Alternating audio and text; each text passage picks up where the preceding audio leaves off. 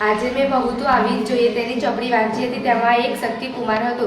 તે એક ગામમાં રહેતો હતો। તેની ઉંમર મોટી થઈ, તે મોટો થયો ત્યારે તેના મનમાં એક વિચાર આવ્યો કે હવે હું મોટો થયો છું તો મારે લગ્ન કરવા જોઈએ। ત્યારે તે એક ઋષિના રૂપમાં જઈને તે એ રૂપ લીધું અને ગામડે ગામડે ફરતો।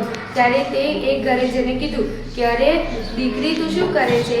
મને જમવાનું આપને, હું એક ઋષિ છું। જો તું મને જમવાનું આપીશ તો ભગવાન તારું ભલું કરશે। તે દીકરીએ કહ્યું, પણ મારી ઘરે તો કશું જમવાનું જ નથી। તે છતાંય તે દીકરીએ તે ઋષિને કહ્યું કે તમે ઋષિ અહીંયા બેહો, હું તમારી માટે કંઈ જમવાનું લાવું છું। ત્યારે તે દીકરીએ કહ્યું, બા, એક ઋષિ આવ્યા છે પણ આપણા ઘરમાં તો કંઈ જમવાનું જ નથી અને તે તો જમવાનું માગે છે। ત્યારે તેને કહ્યું કે બા, તમારા ઘરેના છે ને તે વેચી આવો અને બજારમાંથી સામાન લઈ આવો। ત્યારે તે બા એમના ઘરેના વેચી આવ્યા, બજારમાંથી સામાન લઈ આવ્યા અને તે દીકરીએ તે બા સામાન લાવે તે દીકરીએ તે સામાનથી જમવાનું બનાવ્યું અને તે ઋષિએ તેને કહ્યું કે દીકરી, તે જમવાનું બનાવ્યું। તે દીકરીએ કહ્યું કે હા લો ઋષિ, મેં જમવાનું બનાવી દીધું છે, તમે ખાઈ લો। ત્યારે તે ઋષિએ ખાઈ લીધું ને પછી કીધું કે હું કઈ ઋષિ નથી, હું એક શક્તિકુમાર છું। મારે લગ્ન કરવાને એક છોકરી જોઈતી હતી, એ મારા માટે લાયક તું છે અને તારા ઘરમાં ખાવાનું નહોતું તે છતાંય તે મને ખવડાવ્યું।